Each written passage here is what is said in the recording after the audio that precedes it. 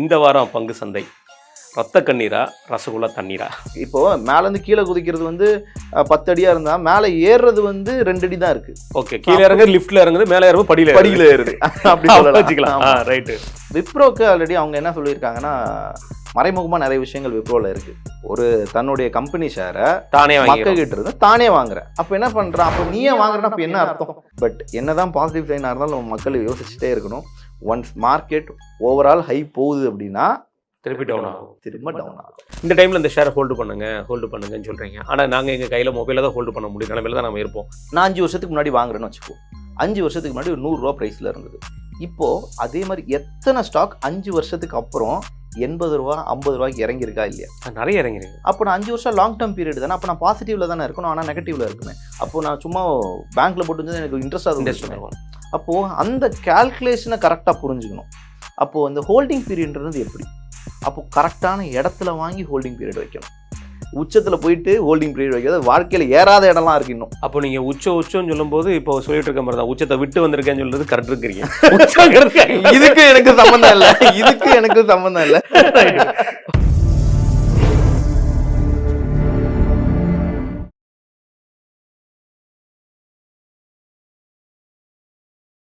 வணக்கம். இன்றைய நம்முடைய சிறப்பு விருந்தினர் எக்ஸோடெக்ஸ் ஃபினான்சியல் இன்ஸ்டிடியூட்டோட நிறுவனர், பங்கு சந்தை ஆய்வாளர் திரு கர்னல் ராஜ் அவர்கள். வணக்கம் பிரதர். வணக்கம். எப்படி இருக்கீங்க? நல்லா இருக்கு. கடந்த வாரம் எங்கள்கிட்ட இருந்து மிஸ் ஆயிட்டீங்க, அதனால பேச முடியல. மக்கள் மத்தியிலுமே ஒரு பெரிய ஆர்வம் இருந்தது. ரைட். இந்த வாரம் பங்கு சந்தை ரத்த கண்ணீரா ரசகுல்லா தண்ணீரா அப்படிங்கிறதா தெரியுது. ஏன்னா பார்த்தாலே கிளியராக தெரிஞ்சது ஒரு விஷயம் என்னன்னா, எப்படி ஆரம்பிச்சது வித்தியாசமாக போய் முடிஞ்ச மாதிரி இருந்துச்சு. எப்போவுமே நம்ம பார்ப்போம் திங்கட்கிழமை ஓரளவு பாசிட்டிவாக மார்க்கெட் பார்த்துருக்கோம். நான் என்னுடைய அனுபவத்தில் நான் சொல்கிறேன், சில நாட்கள் நான் பார்த்தது பாசிட்டிவ் அனுபவத்தில் பார்த்துருக்கோம். ஃப்ரைடே கண்டிப்பாக முடிஞ்சுதுடா அப்படிங்கிற மாதிரி போகிற நம்மள தான் இருக்கும். ஆனால் இது அப்படியே உல்ட்டாவாக மண்டே அன்னைக்கு நிஃப்டி ஒரு 700 பாயிண்ட் ஸ்டார்டிங்கில் 9 o'clock ஓப்பன் ஆகும்போது 700 பாயிண்ட் காலி. ஆனால் எண்டில் ஒரு 500 பாயிண்ட் வரைக்கும் காலியாக இருந்துச்சு. எப்படி பார்க்குறீங்க? அது வந்து இந்த ஹார்மோஸ்னால நடந்த விஷயங்கள்.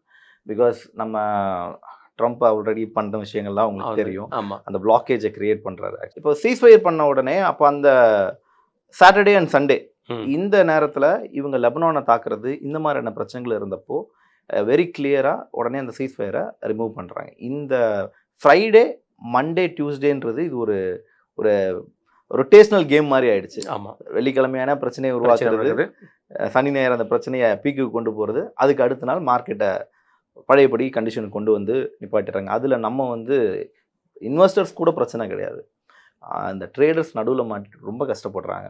ஏன்னா ரீட்டைல் இன்வெஸ்டர்ஸ் அண்ட் அவங்களுடைய கேபிட்டலை நிறைய அளவில் லாஸ் பண்ணிகிட்டே இருக்காங்க இதில். ஸோ அதனால் மார்க்கெட் கீழே இருந்தது. அடுத்தது 13ஆம் தேதி வருது, அதுக்கடுத்த நாள் லீவ் வேறு. அன்றைக்கி என்ன பண்ணுறாங்கன்னா பிளாக்கேஜ் க்ரியேட் பண்ணுறாங்க, இதை தாண்டி யாரும் போகவும் முடியாது, யாரும் வரவும் கூடாதுன்னு. ஸோ அதனால தான் மார்க்கெட் ஒரு பெரிய ஃபால் இருந்தது. அதுக்கப்புறம் ஸ்டில் நவ் மார்க்கெட் ஒரு பாசிட்டிவ் சைனை தான் கொடுத்துட்டே இருக்கு. பிகாஸ் ஏன்னா இஸ்லாமாபாத்தில் அந்த மீட்டிங் வந்து ஒரு நெகட்டிவ் ஜோன் கிடச்சிது. இப்போ கரண்ட்டாக மார்க்கெட் வந்து ஒரு ஓகே ஃபைன் பிரச்சனைலாம் முடியுது அப்படின்னு நேற்று ஆல்ரெடி ஃப்ரைடே வந்துருச்சு, பிரச்சனை எல்லாம் முடியுது அப்படின்னு இருக்காங்க. இந்த மீட்டிங்க்கு அப்புறம் என்ன நடக்குது, இவங்களுக்கு தெளிவான முடிவுக்கு வராங்களா அப்படின்றதெல்லாம். ஃப்ரைடே நைட்டு ஒரு ஃபியூரி நைட்டு தான் இல்லையா? ஆமாம், எப்பயுமே அப்படிதான் இருக்கு. இந்த ஃப்ரைடே வந்துட்டாலே என்ன நடக்கும் அதாவது மாதிரி ஒரு எதிர்பார்ப்பு கொண்டு ஷேர் மார்க்கெட்டுக்கு முன்னாடி வராமல் இருக்கிறதுக்கு முன்னாடி வரைக்கும், அந்த விஷயங்களை பார்க்கறதுக்கு முன்னாடி வரைக்கும் ஃப்ரைடேனாலே அடுத்து சாட்டர்டே சண்டே லீவ் இருக்குப்பா, கொஞ்சம் ஃபீல் மைண்ட் இருக்க மாதிரி இருந்துச்சு. இப்போ இந்த ஷேர் மார்க்கெட்டுக்குள்ள உள்ள வந்ததுக்கப்புறம் ஒரு இன்வெஸ்டராக ஒரு ரீட்டைல ட்ரேடராக இருக்கும்போது பார்க்க வேண்டிய விஷயம் என்னன்னா, ஃப்ரைடேனாலே ஒரு எப்பா ஃபேரி மார்க்கெட்டாக இருக்குது, என்ன ஆக போகுதுன்னு தெரியல ஃப்ரைடே அப்படிங்கிற மாதிரி ஒரு சூழ்நிலை கொண்டு விடுது. ரைட். டியூஸ்டே அன்னைக்கு லீவுங்க, நம்ம வந்து அம்பேத்கர் ஜெயந்தி லீவ் இருந்துச்சு. ஆனால் ஒரு நிமிடம் கூட இந்த லீவை கூட கொண்டாட முடியாம மார்க்கெட் பத்தியே தான் நினைச்சிட்டு இருந்தோம். நாளைக்கு என்ன ஆகும், நாளைக்கு என்ன ஆக போகுது, இவன் என்ன சொல்ல போறான், அவன் என்ன சொல்ல போறான், ரெண்டு பேருமே நமக்கு அவனுக்கும் சம்மந்தம் இல்லை. இவன் ஹார்மோஸை நான் மூட போறான்னு சொல்லிட்டு கிளம்பினது, எந்த போர்வையை தூக்கிட்டு போவான், எவ்வளவு பெரிய போர்வை வாங்கணும், என்ன பண்ணணும்னு தெரியல, அப்படி ஒரு சூழலை கொண்டு போய். ஆனா அந்த பிளாக்கேஜ்னால கிட்டத்தட்ட ஒரு 20-25 கப்பல்கள் வெளியே வர்றதுக்கான வாய்ப்புகளை தேடி இருந்தும் இவங்க இருந்ததுனால வரல. அதுல ஒரு ராஜா வெளியே வந்தாரு, சைனா நம்ம பார்த்தோம், நீ என்ன பண்ணுவியோ பண்ணிக்கோ அப்படின்ற மாதிரி. பட் அது ஒரு பெரிய வின்னிங் பாயிண்டா பாக்குறாங்க. இல்ல அந்த பிளாக்கேட் இருந்ததும் சரி டியூஸ்டே நம்ம மார்க்கெட் இல்ல இன்டர்நேஷனல் மார்க்கெட்டை பேஸ் பண்ணி நம்ம மார்க்கெட் இருக்கு, எல்லார் மார்க்கெட்டை பேஸ் பண்ணி மார்க்கெட் இருக்குங்கிறது ஓகே அக்செப்டன்ஸ். ஆனா என்ன அந்த இடத்துல ஒரு பெரிய மைனஸ் ஆகுதுன்னா வெனஸ்டே அன்னைக்கு ஓப்பன் ஆகும்போது இந்த மார்க்கெட் எப்படி போகுங்கிற ஒரு ஐடியாலஜி நம்ம மார்க்கெட்ல எந்த இடத்துலையும் ஸ்டடி இல்லை. ஏன்னா மார்க்கெட் டியூஸ்டே நைட் இருக்கிற மார்க்கெட் ஏதோ ஒரு நியூஸ் ஒரு 6 மணிக்கு ஒரு இன்ஃபர்மேஷன் வந்துச்சுன்னா வெனஸ்டே மார்னிங் அப்படி ஒரு ஜம்ப் அடிக்குது. ஆமா. ஸோ இந்த ஒரு ஜம்ப் அண்ட் இந்த ஃபால் அதுவும் ப்ரெடிக்டபிளே பண்ண முடியாத அளவுக்கு பாயிண்ட்ஸ். ஆமா. ஏன்னா நமக்கு இன்னொரு பக்கம் நம்ம இதையும் பார்க்கணும். ஏன்னா மார்க்கெட் நம்மளுக்கு தான் க்ளோஸ் ஆயிருக்கும். கிஃப்ட் நிஃப்டி ஓப்பனில் தான் இருக்கும். ஆமா. ஸோ அங்கே இருக்கக்கூடிய மூமெண்ட்ஸ் அதுக்கப்புறம் இருக்கக்கூடிய நியூஸ்க்கு இன்வெஸ்டர்ஸ் ரியாக்ட் பண்ணிட்டு தான் இருக்காங்க. ஆனால் அந்த ரியாக்ஷன் நம்ம மக்களுக்கு அதை பற்றின ஃபுல் அவேர்னஸ் இல்லாததுனால ஒரு கன்ஃபியூஷன் ஸ்டேஜில் இருக்காங்க. பட் மார்க்கெட்டை கரெக்டாக புரிஞ்சுக்கிட்டவங்க ஓகே இது கேப் அப் கேப் டவுன்னு நம்மளால புரிஞ்சுக்க முடியும். இல்லை இவ்வளோ பெரிய கேப் அப் இவ்வளோ பெரிய gap அது அது கேள்விப்பட வேண்டிய விஷயம் தான். ஏன்னா இவ்வளோ பெரிய கேப் அப் நடக்குமா அப்படின்னு. ஏன்னா அதுக்கு முந்த நாள் ஒரு 500 பாயிண்ட்ஸ், நடுவில் ஒரு நாள் லீவு, அதுக்கு அடுத்த நாள் மார்க்கெட் இருக்கு, நடுவில் ஒரு நாள் லீவு, அதுக்கப்புறம் இவ்வளோ பெரிய ஒரு ஹை இல்லை அது. ஆமாம் அது ஆச்சரியமா இல்லையா? அதாவது இதுக்கு முன்னாடி எப்படி இருந்திருக்கு எங்களுக்கு தெரியாது. ப்ரீவியஸ் செக்டரை நாங்கள் செக் பண்ணி பார்க்கும்போது இவ்வளோ பெரிய கேப் அப் இவ்வளோ பெரிய கேப் டவுன் ஹிஸ்ட்ரியிலே ஹிஸ்டாரிக்கல் லெவலில் ஒரு கண்டினியூஸாக ஒரு 6 வீக்ஸில் இருந்ததில்ல. இருந்திருக்கு ஒரு கொஞ்சம் முன்ன பின்ன இருந்திருக்குமா இருக்கும். ஆனால் பட் 6 வீக்ஸாக கண்டினியூஸாக நீங்கள் பர்டிகுலராகவே இந்த 6 வீக்ஸ்ன்றதை தாண்டி இந்த பர்டிகுலர் ஜான்ல இருந்துன்னு வச்சுக்கோங்களேன். நீங்க ஜான்ல இருந்து எடுத்துக்கிட்டாலே மார்க்கெட் ஒரு கண்டினியூஷனே கிடையாது. கண்டினியூஷன்னா சரி நம்ம ஒரு 1 டே சார்ட் எடுத்து பார்க்குறோம், ஒரு 1 டே எடுத்து பார்த்தோம்னா ஒரு கண்டினியூஷனே இல்லை, ஃபுல்லாக பிச்சு போட்ட மாதிரி தான் இருக்குது மார்க்கெட்டே. ஒரு ஒரு ஒரு பேட்டர்ன் எப்படி ஃபார்ம் பண்ணுறது, மார்க்கெட் எந்த பக்கம் டெக்னிக்கலாக மூவ் ஆக போகுது அப்படின்ற ஒரு ப்ரிடிக்ஷனுக்குள்ளேயே வர முடியல. இந்த மாதிரி நிறைய ப்ராப்ளம்ஸை ரெகுலராக பார்த்துட்டே இருக்கோம். ஆனால் பட் ஏப்ரல்ல இருந்து ஓரளவுக்கு நம்ம மார்க்கெட் க்ரீன்லேயே தானே இருக்கு.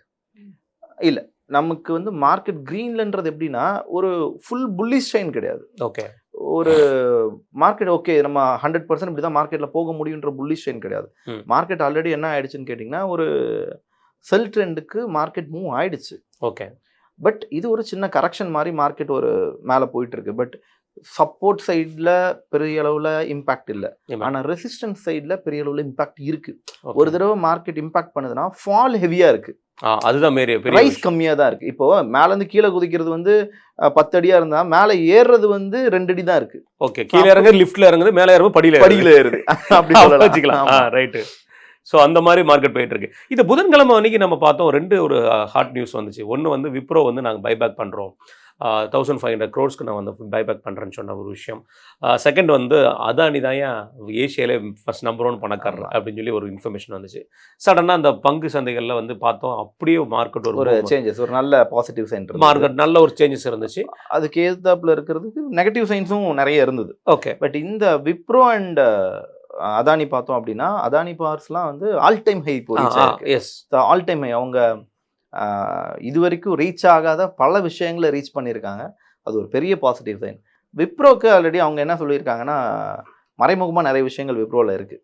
ஓகே இப்போ விப்ரோ ஒரு 15,000 பைபேக் பண்ணியிருக்காங்க. பைபேக்குன்றது ஆல்மோஸ்ட் எப்படின்னா ஒரு பாசிட்டிவ் சைன் தான் அது. ஓகே ஒரு தன்னுடைய கம்பெனி ஷேரை தானே மக்கள்கிட்ட இருந்து தானே வாங்குறேன். அப்போ என்ன பண்ணுறான், அப்போ நீயே வாங்குறேன்னா அப்போ என்ன அர்த்தம், ஒரு வேலை நல்ல பாசிட்டிவ் போமோ அப்படின்னு மக்கள் மனதில் ஒரு பாசிட்டிவ் சைனை கிரியேட் பண்ணுறாங்க. இந்த பக்கம் பார்க்குறப்போ டெக்னிக்கல், இப்போ நம்ம ஃபண்டமெண்டலாக இதை பார்க்குறோம், அதை டெக்னிக்கலாக பார்க்குறப்போ இவங்களுக்கு ஒரு பிரச்சனையும் இருக்குது. ஓகே என்ன பிரச்சனை அப்படின்னா மார்க்கெட் இப்போ கரண்ட் சினாரியோஸில் ஃபால் ஆயிருக்கு இவங்க. ஏன்னா இவங்களுடைய Q1 ரிசல்ட் 2026-27 Q1 ரிசல்ட் வந்திருக்கு. சுமார் 4050 கோடி ஏர்ன் பண்ண வேண்டிய இடத்துல சுமார் ஒரு 130 கோடி தான் ஏர்ன் பண்ணியிருக்காங்க. பட் எனியோ பாசிட்டிவாக தான் இருக்காங்க. ஓகே பட் இருந்தாலும் மக்களுடைய எதிர்பார்ப்பு இவங்களுக்கு காம்படிட்டராக பார்த்தோன்னா ஒரு 4 கம்பெனி இருக்குது. Like Infosys, TCS, HCL and இவங்க. இந்த 4 கம்பெனியை கம்பேர் பண்ணுறப்போ இவங்களாம் 4வது இடத்துல இருக்காங்க. அப்போ காம்படிட்டர் லெவலில் நீங்கள் லாஸ்ட்டாக இருக்கீங்கன்றது மக்களுடைய மனசில் ஒரு பாயிண்ட். இப்போ விப்ரோவில் நம்ம எடுத்துக்கிட்டோன்னா இந்த 4ல் பர்டிகுலராக அந்த ஒரு பாயிண்ட் நமக்கு டவுனில் இருக்குது. சேம் இது ஒரு பக்கம் இருக்க போய் பட் அவங்களுக்கு நிறைய இன்வெஸ்டர்ஸ் இந்த உள்ளே வந்திருக்காங்க. அண்ட் டெக்னிக்கலாக ஒரு விஷயம் பார்க்கணும்னா மார்க்கெட் இப்போ தான் டவுனில் இருக்குது. இந்த டவுன்ன்றதை எப்படி பார்க்கணுன்னா ஆல்ரெடி அவங்க ஒரு சப்போர்ட்டை பிரேக் பண்ணிட்டாங்க. ஓகே ஒரு ரெசிஸ்டன்ஸையும் பிரேக் பண்ணிட்டாங்க. ஐ மீன் சப்போர்ட்லேருந்து பவுன்ஸ் பேக் ஆகி ஒரு ரெசிஸ்டன்ஸை பிரேக் பண்ணிட்டாங்க, விச் இஸ் ஒரு பாசிட்டிவ் சைன் அப் ட்ரெண்டுக்கு. ஆனால் என்னதான் அப் ட்ரெண்டுக்கு மாறினாலும் மார்க்கெட் மேலே போகணும்ல, ஆமா அப்போ நிறைய இன்வெஸ்டர்ஸ் உள்ள வரணும். அப்போ கண்டிப்பா மார்க்கெட்டுக்கு ஒரு டிஸ்கவுண்ட் பிரைஸ் தேவைப்படுது. ஓகே அவங்க ஆல்ரெடி மார்க் பண்ணியிருக்க பிரைஸ் என்னன்னா, நான் 250 ரூபாய்க்கு ஃபிக்ஸடா எல்லாத்தையும் வாங்கிக்கிறேன் அப்படின்ட்டாங்க. ஆமா ஒரே ஒரு ரேட். ஆமா ஏன்னா ஒரு ஃபிக்ஸடா ஒரு 250 ரூபா வச்சுறேன், எல்லாரும் எனக்கு வித்துருங்க அப்படின்ற மாதிரி அவங்க ஒரு பாயிண்ட் வச்சுட்டாங்க. அப்போ பாசிட்டிவ் சைன் இப்போ வந்து ஒரு 210 ரூபா அந்த ரேஞ்சில் போயிட்டு இருக்கு. அப்போ அதிகம் கொடுத்து வாங்கிக்கலாம் அப்படின்றாங்க. அப்போ மார்க்கெட் ஒரு பக்கம் விற்கிறதுனால மார்க்கெட் இறங்க தான் செய்யும். எல்லாம் செல் பண்றாங்கல்ல, செல் பண்றப்போ அது யார் வாங்குறாங்கன்னா ப்ரொமோட்டர்ஸே வாங்குறாங்க. அங்க ஒரு புது இன்வெஸ்டர்ஸ் உள்ள வரல. அப்போ பிரைஸ் கீழே இறங்கும், ஒரு டிஸ்கவுண்ட் பிரைஸை கிரியேட் பண்ணும். அந்த இறக்கத்துக்காக வெயிட்டிங். ஒன்ஸ் மார்க்கெட் அந்த டிஸ்கவுண்ட் ப்ரைஸை ரீச் பண்ணிடுச்சு அப்படின்னா அங்கேருந்து ஆல்ரெடி மார்க்கெட் அப்டெண்டுக்கு மாறிடுச்சு.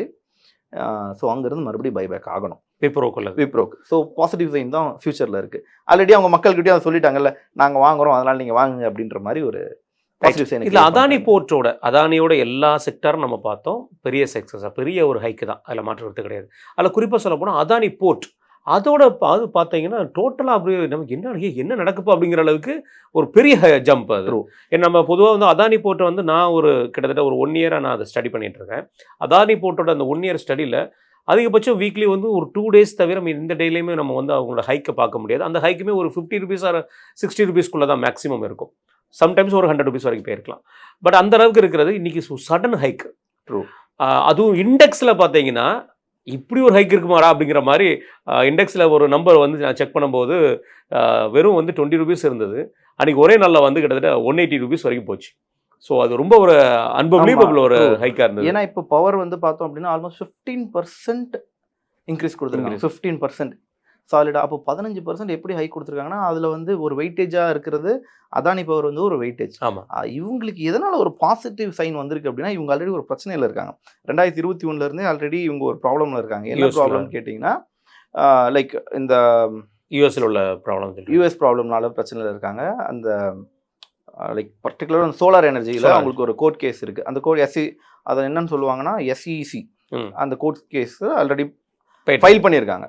அதில் இப்போ அந்த கோர்ட்டுக்கு அதை வச்சு பேசுகிறாங்க. ஏன்னா இவங்க ஆல்ரெடி என்ன சொல்லியிருக்காங்க, கரண்ட் ப்ரைஸை விட நல்ல ப்ரைஸ்க்கு கோட் பண்ணுறாங்க கவர்மெண்ட் சைடில். அதுக்கு ஒரு லஞ்சம் கொடுத்ததா ஒரு பேச்சு இருக்குது. அதுக்கு US கவர்மெண்ட் மேலே ஃபாரின் இன்வெஸ்டர்ஸ் கேஸ் போட்டிருக்காங்க. இந்த பிரச்சனை போயிட்டு இருக்கிறது அது வந்து அமலுக்கு வருது. ஓகே. அப்போது மக்கள் மனதில் ஒரு பாசிட்டிவ் சைனாக பார்க்குறாங்க. ஸோ அது ஒரு ப்ளஸ் பாயிண்ட் அவங்களுக்கு. ஓகே. ஸோ அந்த ஒரு ப்ளஸ் பாயிண்ட்டு ஆல்ரெடி ஏசியாவோட பவர் பாயிண்ட்ஸ் எல்லாம் வந்திருக்கு. நியூக்ளியரில் உள்ள என்ட்ரு ஆயிருக்காங்க, நியூக்ளியர் எனர்ஜிஸில். ஸோ இது எல்லாமே ஒரே நேரத்தில் அவங்களுக்கு ஒரு பாசிட்டிவ் சைன் கொடுத்ததுனால பயங்கர ஹைப்பு. ஓகே. ஸோ இந்த பயங்கர ஹைப் வர்றதுனால ஆட்டோமேட்டிக்காக எங்கே இது ரிஃப்ளெக்ட் ஆகுதுன்னு கேட்டிங்கன்னா பவர் செக்டாரில் ரிஃப்ளெக்ட் ஆகுது இண்டெக்ஸில். புரியுது. ஸோ பவர் செக்டார் இண்டெக்ஸில் வரப்போ ஆட்டோமேட்டிக்காக என்ன ஆகணும், எல்லாரும் அதோடைய பர்டிகுலர் இண்டெக்ஸ்குள்ளே போகணும். அப்போ இண்டெக்ஸ்குள்ளே போனால் ஆவரேஜ் ப்ரைஸ் இன்க்ரீஸ் ஆகுது. இது மூலமாகவும் அகைன் ஷேர் ப்ரைஸ் இன்க்ரீஸ் ஆகுது. இதெல்லாம் தான் ஒரு பெரிய காரணமாக இருக்குது. பட் ஒரு நல்ல பாசிட்டிவ் சைன். பட் என்ன தான் பாசிட்டிவ் சைனாக இருந்தாலும் நம்ம மக்கள் யோசிச்சுட்டே இருக்கணும். ஒன்ஸ் மார்க்கெட் ஓவரால் ஹை போகுது அப்படின்னா திரும்ப டவுன் ஆகும். ரைட். இதில் எனக்கு ஒரு சாமானியனா ஒரு கேள்வி. இப்போ நீங்கள் ஒரு அனலைஸ் பண்ணிட்டு இருக்கீங்க. ஸோ என்னோட சாமானியன் கேள்வி என்னென்னா, ஒரு இறங்கும்போது ஒரு பர்ச்சேஸ் ஒரு ப்ராடக்டை வந்து நான் வந்து பை பண்ணணுமா, ஏறிட்டே இருக்கும்போது தான் ஒரு க்யூரியாசிட்டி இருக்கும். ஸோ இன்றைக்கி ஒரு ஏறுது, இப்போ இந்த இடத்துல வாங்கிடலாமாங்கிறத ஒரு க்யூரியாசிட்டி வருது, இறங்கும்போது ஒரு ஃபியர்னஸ் வருது. இது ஒரு சாமானியனுக்காக தோடுற ஒரு விஷயம். ஒரு அனலிஸ்ட்டாக நீங்கள் இதுக்கு என்ன ஆன்சர் பண்ண வருவீங்க? இப்போ அனலிஸ்ட் இருக்காங்கன்னா அவங்களுக்கு பிரச்சனை இல்லை. ஏன்னா அவங்க ஒரு ரிஸ்க் மேனேஜ்மெண்ட்டை கைக்குள்ளேயே வச்சுருப்பாங்க. எப்பயுமே மார்க்கெட்டை நம்ப மாட்டோம். ஒரு தெளிவான ஒரு விஷயம், மார்க்கெட் இதை தான் பண்ணும் அப்படின்னு. மார்க்கெட் வந்து நான் அடிக்கடி சொல்கிறது தான், மார்க்கெட் வந்து தலையா பூவா அப்படின்னு தெரியாத கதை தான். மார்க்கெட் இன்னைக்கு நான் என்ன அனலைஸ் பண்ணி என்ன பண்ணாலும் அப்போ ரிஸ்க் மேனேஜ்மெண்ட் தான் உங்களை காப்பாற்றக்கூடிய ஒரே ஒரு டூல். நீங்கள் எவ்வளோ பெரிய இன்வெஸ்டர்ஸ் இருந்தாலும், மியூச்சுவல் ஃபண்ட்ஸ் இருந்தாலும் சரி, யாராக இருந்தாலும் சரி, அவங்க கையாளக்கூடிய ஒரே ஒரு விஷயம் ரிஸ்க் மேனேஜ்மெண்ட். அந்த ரிஸ்க் மேனேஜ்மெண்ட்ன்றது ரொம்ப முக்கியமான விஷயமும் கூட மார்க்கெட்டில். அப்போ உங்களோட முதலீடுகளை கரெக்டாக கிளாஸிஃபை பண்ணி ஸ்ப்ளிட் பண்ணி அவங்களோட முதலீடை வைக்கிறப்போ சேஃப். எப்போ மார்க்கெட் இறங்கினாலும் ஒரு சின்ன முதலீடை வைக்கிறது ஆல்வேஸ் சேஃபர் ஜோன்.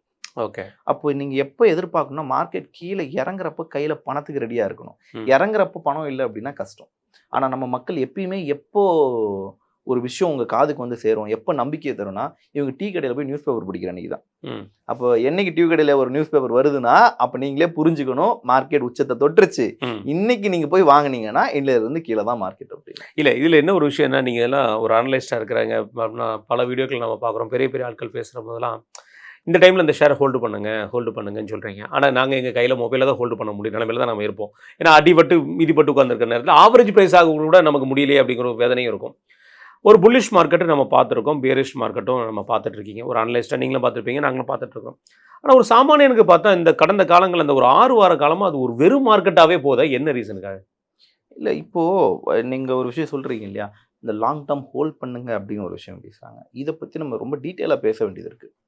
நான் என்னோடய ஹோல்டிங் பீரியடுன்றது மார்க்கெட்டை புரிதலோடு நான் ஹோல்டிங் பீரியட் வைக்கணுமா, இல்லை பிளைண்ட் எனக்கு சாமானியன் எனக்கு எதுவுமே தெரியாது நான் பாட்டு வாங்கி வைக்கிறேன்னு வைக்கணுமான்னு கேட்டால் இது ரெண்டுமே தவறான விஷயம்தான். ஓகே. ஏன்னா நான் 5 வருஷத்துக்கு முன்னாடி வாங்குறேன்னு வச்சுக்கோ, 5 வருஷத்துக்கு முன்னாடி ஒரு 100 ரூபா ப்ரைஸில் இருந்தது. இப்போது அதே மாதிரி எத்தனை ஸ்டாக் 5 வருஷத்துக்கு அப்புறம் 80 ரூபா 50 ரூபாய்க்கு இறங்கியிருக்கா இல்லையா? நிறைய இறங்கிருக்கு. அப்போ நான் 5 வருஷம் லாங் டேர்ம் பீரியட் தானே, அப்போ நான் பாசிட்டிவ்ல தானே இருக்கணும், ஆனால் நெகட்டிவ்ல இருக்குமே. அப்போ நான் சும்மா பேங்க்ல போட்டு எனக்கு இன்ட்ரெஸ்டாக இருக்கும். அப்போது அந்த கால்குலேஷனை கரெக்டாக புரிஞ்சுக்கணும். அப்போது அந்த ஹோல்டிங் பீரியட்ன்றது எப்படி?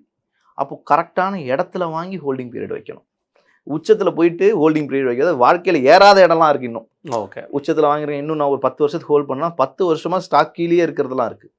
அப்போது எந்த ஸ்டாக்கை வாங்கணுன்ற ஒரு பேசிக் நாலேஜாவது வேணும். ஓகே, பிளைண்டாக நான் ஸ்டாக்கை வாங்குறேன் லாங் டேர்ம் ஹோல்ட் பண்ணுறன்றது இருக்க வேண்டாம். அப்போ நீங்கள் உச்சம்னு சொல்லும்போது இப்போ சொல்லிட்டு இருக்க மாதிரி தான் உச்சத்தை விட்டு வந்திருக்கேன்னு சொல்றது கரெக்ட் இருக்கிறீங்க. இதுக்கு எனக்கு சம்மந்தம் இல்லை, இதுக்கு எனக்கு சம்மந்தம் இல்லை. ஓகே. இந்த வியாழக்கிழமை மார்க்கெட் சென்செக்ஸ் எக்ஸ்பீரியன்ஸ் அப்போது நம்மளுமே சந்திச்சு பேசிகிட்டு இருந்தோம். என்னங்க இப்படி மார்க்கெட் இப்படி போயிட்டு இருக்கு அப்படிங்கிற மாதிரி சொல்லி நம்ம பேசிகிட்டு இருந்தோம். அப்போ சடனாக பார்த்தா ஒரு பெரிய லெவலில் ஒரு ஃபால், சடனாக பார்த்தா ஒரு ரைஸ். எப்போ என்னப்போ ஒரு 10 நிமிஷம் 5 நிமிஷத்துக்கு இவ்வளோ பெரிய ஃபால், இவ்வளோ பெரிய ரைஸான்னு சொல்லி வாலடைல் ஹெவி வாலடைல். அது என்ன ரீசன் சொல்லி உள்ளே போய் பார்க்குறதுக்கு பார்த்தா நம்முடைய கரன்சி வந்து 93 கிட்ட வந்திருக்கு. க்ரூட் ஆயிலோட இம்பேக்ட், இந்த ட்ரம்ப்பால் வந்து நடந்துக்கிட்ட விஷயங்கள், நிறைய விஷயங்கள் அதை வந்து ஃபாலோ பண்ணி மார்க்கெட்டை வந்து சஸ்டைனபிளாக கொண்டே போகலாம். ரொம்ப பெரிய வாலடைல் வந்து நம்ம பார்த்தோம். இது ஏன், எதனால்? அது வியாழக்கிழமைனால இந்த ஒரு பிரச்சனை ஏன் வருது? அது வியாழக்கிழமைன்னு எக்ஸாக்டா நம்ம சொல்லிட முடியாது. ஏன்னா குருவார் சொல்லி ஹிந்தியில சொல்லுவாங்க, நம்ம குருவை கும்பிடுறதுக்கு இங்க இருக்கு. ஏன்னா அடுத்த நாள் வெள்ளிக்கிழமை வரும், அதனால நம்ம சுத்தி வளைச்சு அந்த வெள்ளிக்கிழமையில வந்து நின்ற வேண்டியது. நம்ம வாழ்க்கையில விளக்கத்த மாட்டாங்க. அப்போ பிரச்சனை என்னன்னா, இப்போ இந்த ரீசெண்டா இருக்கக்கூடிய பிரச்சனை இல்ல, இப்போ ரீசெண்டா க்ரூட் வந்து கீழே இறங்கி இருக்கு. அப்போ அதுக்கு என்ன பிரச்சனை? அப்போ நம்ம ஆல்ரெடி பழைய பிரச்சனைகளை தோண்ட வேண்டியதுதான். என்ன விஷயம்? திறந்து விட்டுறேன்ப்பா கதவை அப்படின்னு சொல்லியாச்சு. ஹார்மோஸை நான் திறந்துடுறேன் அப்படின்னாச்சு. அப்போது அது ஒரு பாசிட்டிவ் சைனாக பார்க்குறாங்க. அப்போது இந்தியா மாதிரி நம்மளுடைய கண்ட்ரிஸ்க்கு இது ஒரு எல்பிஜி தட்டுப்பாடாக இருக்கலாம், இல்லை ஆயில் கிரைசிஸாக இருக்கலாம், இது பெரிய அளவில் தட்டுப்பாடுலேருந்து கொஞ்சம் ஒரு ப்ரீத்திங் பீரியட் கிடச்சிருக்கு. ஒரு 10 நாள்ன்றது ஒரு நல்ல ப்ரீத்திங் பீரியடாக அவங்க பார்க்குறாங்க. அந்த ப்ரீத்திங் பீரியடை எப்படி அவங்க மக்கள் எடுத்துக்கிறாங்கன்னா, ஓகே பிரச்சனை முடிஞ்சிச்சு, அப்போது ப்ரைஸ் கீழே இறங்குது. அப்போ தன்னால் என்ன பண்ணுறாங்க, ப்ரைஸ் இங்கேருந்து வேறு இடத்துக்கு மாற்றணும், ஏன்னா இங்கே தான் லாபம் வரப்போகிறது இல்லையே, தெரிஞ்சு போச்சு, அப்போ வேறு இடத்துக்கு மாற்றுவோம் அப்படின்னு. ஸோ இந்த மாதிரி முதலாம் வந்து எடுத்துக்கிட்டோன்னா ஒரு ஸ்டாக்கு வச்சுட்டு அது ஒரு 10 நாள் 15 நாள் ஹோல்ட் பண்ணுவாங்க. அந்த நிலைமைக்கே இல்லை. 4 நாள் மாற்றி கேம் லாபம் பண்ண மாதிரியே இல்லை யாரும். பட் இதில் ஒரு பாசிட்டிவ் சைன் என்னென்னா, இப்போ எஃப்ஐஐஸ் ஒரு பாசிட்டிவ் சைன் கொடுத்துருக்காங்க. தொடர்ந்து 2 வாரமாக எஃப்ஐஓடைய முதலீடு டிஐயை விட அதிகமாக இருக்குது. ஓகே, எஃப்ஐ வந்து இப்போ ஸ்ட்ராங்காக இருக்காங்க லாஸ்ட் 2 வீக்ஸ் கண்டினியூஸாக. ரைட். இதில் இன்னொரு கேள்வி என்னென்னா, ஏப்ரல் மாதத்துலேருந்து நம்ம பார்க்க ஆரம்பிச்சதுலேருந்து மியூச்சுவல் ஃபண்ட்ஸோட இது வந்து ரொம்ப அதிகமாக தெரியுது. அந்த மியூச்சுவல் ஃபண்டோட இன்வெஸ்டர்ஸ் கொஞ்சம் அதிகமாக இருக்காங்க. எப்படி அது? மியூச்சுவல் ஃபண்ட்ஸுமே நிறைய வந்திருக்கு, புதுசாக வந்திருக்கு, மார்க்கெட்டில் வந்திருக்கு. என்னன்னா சிம்பிளாக இப்போ நீங்கள் கேட்ட கேள்வியே தான், இன்வெஸ்ட் பண்ண தெரியல, பயமாக இருக்குது, தைரியமும் இல்லை, ஆமாம், பணத்தை போக்கிட்ட என்ன பண்ணுறது, ஆனால் லாபமும் வேணும், என்ன பண்ணுறது ஒன்றும் பண்ண முடியாது. அப்போது அந்த மாதிரி ஒரு மனநிலை இருக்கப்ப எனக்கு எதில் இன்வெஸ்ட் பண்ணுறதுன்னு தெரியல, இந்தாங்க என் பணத்தை நீங்கள் பத்திரமா வச்சுக்கோங்க, எனக்கு ஆக மொத்தம் லாபம் பண்ணி கொடுங்க. ஏன்னா பாண்ட்ஸில் இல்லாத ரிட்டர்ன்ஸ், எஃப்டியில் இல்லாத ரிட்டர்ன்ஸ் மியூச்சுவல் ஃபண்ட்ஸில் தான் இருக்குது அப்படின்னு. அதுவும் இல்லாமல் இப்போ சமீப காலங்களாக மியூச்சுவல் ஃபண்ட்ஸ் நல்ல ரிட்டர்ன்ஸையும் நல்ல பெர்ஃபார்மன்ஸும் கொடுத்துட்ருக்காங்க. But past percentage, past revenue, past profit எதுவுமே ஃபியூச்சர் அஃபெக்ட் பண்ண போகிறதில்ல. அது 100% பாஸ்டில் நடந்தது ஃபியூச்சரில் நடக்கணும் இல்லை, பட் ஒரு நம்பிக்கை. ஓகே, இவங்களால ஒரு நல்ல பர்சன்டேஜ் கொடுக்க முடியும் அப்படின்னு நல்ல மியூச்சுவல் ஃபண்ட்ஸை தேர்ந்தெடுக்கிறாங்க. அந்த ஒரு காரணம் தான். அப்போ எல்லாரும் என்ன பண்ணுவாங்க, ஓகே இப்போ இன்வெஸ்ட் பண்ண முடியாது, வார் நடக்குது, பிரச்சனை போயிட்டுருக்கு அப்படின்னு அவங்களுடைய அட்வர்டைஸ்மெண்ட்ஸ் இருக்குது. அப்போ மக்கள் என்ன பண்றாங்க, தன்னால இந்த பக்கம் தாவுறாங்க. மோஸ்ட்லி ஏங்க இப்போ எஸ்டிடி இந்த பிரச்சனைலாம் இருக்குல்ல, ட்ரேடர்ஸ் என்ன பண்றாங்கன்னா, பணத்தை வச்சுட்டு இங்க போயிட்டு மல்லு கட்ட வேண்டாம், மியூச்சுவல் ஃபண்ட்ஸ்ல போட்டு அமைதியாக உட்காருவோம் அப்படிங்கிற அளவுக்கு அப்படின்ற அளவுக்கு ஆயிட்டாங்க. ஓகே. இதில் அடுத்த வாரம் நமக்கு பார்க்க போகிறோம். அது ஒரு பக்கம் இருந்தாலும் எப்போவுமே வந்து மக்களோட ஆர்வம் என்றைக்குமே இருக்கிறது தங்கம். கோல்டோட நிலைமை எப்படி இருக்குது? கோல்டு பார்த்தீங்கன்னா ஒரு சஸ்டைனபிளாக இல்லை. இந்த வாரமும் பார்த்தீங்கன்னா மேலே கீழே ஜம்ப் அதே கதை தான் இருந்த மாதிரி இருந்துச்சு. மக்களுக்குமே வந்து மார்க்கெட்லேயும் சிந்திக்கிற மாதிரி இருக்குது, கடைகள்லையும் சிந்திக்கிற சூழ்நிலை போயிட்டுருக்கு. கடந்த வாரங்களில் நம்ம கம்பேர் பண்ணும்போது இந்திய பங்குச்சந்தையில் எந்த அளவுக்கு கோல்டு வந்து ஒரு வீக்னஸ் பாயிண்ட்டாக இருந்துச்சு பையர் செல்லர் பாயிண்டில், அதே மாதிரி மார்க்கெட்லேயும் இருந்ததாக சொல்லப்படுறது. வெளியே வாங்குகிற இடங்கள்லையும் ஜுவல்லரிஸ்லேயும் வந்து ரொம்ப பெரிய லெவலில் இல்லைங்கிற மாதிரி சொல்கிறாங்க. கோல்டோட நிலைமை என்ன? கோல்டுடைய நிலைமை வந்து ஒரு நியூட்ரல் ஸ்டேட்லேயே தான் இருக்குது. ஏன்னா அக்ஷய கிருத்திகை வருது. ஆமாம், இது வரைக்கும் அதனால மார்க்கெட் மேலே ஆகுன்னு சொல்ல முடியாது. வாங்குறதுக்கு வாய்ப்புகள் இருக்கு. ஏன்னா நம்ம ஆல்ரெடி இந்த கோல்டுன்றது எப்படின்னா, பையர்ஸ் பெரிய அளவில் பேங்க் சைட்ல இருந்து வாங்கணும். அதாவது நகை கடைகள் ஓனர்ஸ் நான் சொல்றேன், அவங்க நிறைய அளவில் பேங்க்ஸ்ல இருந்து வாங்குறதுக்கான இன்ட்ரெஸ்ட் காட்டணும். ஏன்னா அவங்க கொடுத்து இவங்க வித்து தான் மறுபடியும் பேங்க்கு காசு கொடுக்கணும். இவங்க ஆல்ரெடி ஃபுல் அமௌண்ட் கொடுத்து வாங்க மாட்டாங்க, இவங்க ரெடி பண்ணி வாங்கணும். அதுக்கு ஒரு 180 days பீரியட் இருக்குன்னு வச்சுக்கோங்க. அதனால தான் இந்த புது புது டிசைன்ஸ் வருது, இந்த கதைலாம் ஒரு தனியாக இருக்குது. ஸோ அந்த 180 பீரியடுன்றது 180 days பீரியடுன்றது அவங்களுக்கு ஒரு முக்கியமான பீரியட். ஸோ அப்போது இந்த பீரியட் நெருங்கி வருது, சேல் அதிகமாக நடக்கலை, மக்கள் மத்தியிலும் ஒரு எண்ணம் இருந்துக்கிட்டே இருக்குது. ஸோ இந்த பிரச்சனை ஒரு பக்கம் இருக்குது. ரெண்டாவது இந்த வாரோடைய பிரச்சனை ஒரு பக்கம் இருக்குது. ஏன்னா இந்த வாரில் தங்கத்தை பற்றி யாரும் கண்டுக்கிறது இல்லை. பிரச்சனை யாருக்கும் தான், ஷேர் ஃபேர் ஒருத்தர் இருக்கால, நான் கணக்கு வந்து குரூட் ஆயிலுக்கும் டாலருக்கும் தான் இங்கே பிரச்சனை போயிட்டு இருக்கு. இதுக்கு நடுவில் ஈக்விட்டி நடுவில் தத்தளிச்சுக்கிட்டு இருக்கு. அட் த சேம் டைம் இப்போ கோல்டு வந்து ஒரு positive sign which is buy trend. ஆனால் இன்னொரு பக்கம் என்னதான் பை ட்ரெண்டாக இருந்தாலும் லிக்விடிட்டி விச் இஸ் மார்க்கெட்டில் நிறைய செல் ஆர்டர்ஸ் எந்த பக்கம் இருக்குன்னா மார்க்கெட்டுடைய கீழ் பக்கத்தில் தான் இருக்கு. அப்போ மார்க்கெட் கீழே இறங்குறதுக்கு தான் வாய்ப்பு அதிகம். ஆனால் ட்ரெண்ட் எந்த பக்கம் இருக்கு, பை ட்ரெண்ட் இருக்கு. அப்போ ரெண்டும் சேம் பிளேஸ்ல இம்பாக்ட் கொடுக்குது. அட் சேம் டைம் ஒரு ஆவரேஜ் ப்ரைஸையும் மார்க்கெட் ரீச் பண்ணிடுச்சு. இப்போ இந்த ஆவரேஜ் ப்ரைஸை ஒன்று பிரேக் பண்ணணும், இல்லாட்டி பிரேக் பண்ணாமல் கீழே இறங்கணும். அது வரைக்கும் மார்க்கெட்டால் மேலேயும் போக முடியாமல் கீழேயும் போக முடியாமல் நடுவில் அப்படியே பிளேஸ் ஆகிட்டு இருக்கு. கண்டினியூஸாக இந்த வாரம் அப்படி தான் போயிருக்கு. ஆனால் இந்த தடவை கோல்டு நம்ம பார்க்கும்போது கடந்த வாரங்களை கம்பேர் பண்ணும்போது கோல்டு அந்த ட்ரேடிங்கோட லெவல், அந்த வால்யூம் அது ரொம்ப கம்மியாக இருக்க காரணம் என்ன? இதுதான் அதான் சொன்னேன் இல்லையா, இப்போ இந்த வார் தான் ரீசன். இப்போ வேல்யூமே இங்கே கம்மியாச்சு அப்படின்னா ஆல்ரெடி இங்கே லைக் க்ரூட் ஆயில் வந்து ப்ரைஸ் கீழே இறங்குது. அப்போ நான் இங்கேருந்து கோல்டுக்கு தான் வரணும், ஆனால் நான் கோல்டுக்கு வரமாட்டேன், இப்போ நான் ஸ்டாக்ஸ்க்கு போகிறேன். ஓகே, அந்த மாதிரி மாறி. ஆமாம், ஏன்னா குவார்டர்லி ரிசல்ட் எல்லாரும் இந்த 2026-27 உடைய குவார்டர்லி ரிசல்ட் எல்லாரும் கொடுக்க ஆரம்பிச்சுக்கிட்டே இருக்காங்க. ஸோ அப்போ நான் அந்த பக்கம் போகணும். ஏன்னா அப்போனா தான் நான் ஒரு மிட் இயர்க்குள்ளே ஒரு நல்ல பாசிட்டிவ் சைன் வர முடியும்.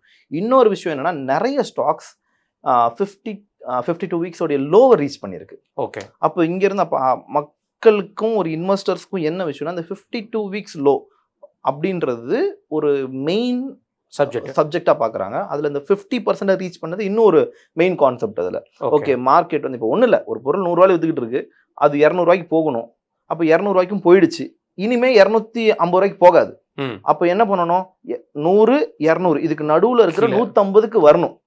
அப்போனா தான் எல்லாரும் நிறைய பேர் வாங்க முடியும். அப்போ மார்க்கெட் கொஞ்சம் டம்ப் பண்ணி தான் ஆகணும். ஏன்னா வித்தவங்க இப்போ 100க்கு வாங்கி 200க்கு போனவங்களாம் விற்கணும். ஆமாம், வித்தாதானே அடுத்தது பொருள் உற்பத்தி ஆகிட்டே இல்லை, இருக்க முடியும். ஆல்ரெடி உற்பத்தி ஆகி முடிஞ்சிருச்சு, அதை திரும்ப நான் வாங்கணும்ல. அப்போ ப்ரைஸ் கீழே இறங்கணும். அப்போ இறங்கினா இதுதான் மார்க்கெட்டோட ஆக்சுவல் பிஹேவியர். இப்போ இறங்கி ஒரு 50% வர வேண்டிய இடம் நிறைய ஸ்டாக்ஸ் அந்த இடத்த ரீச் பண்ணிருச்சு.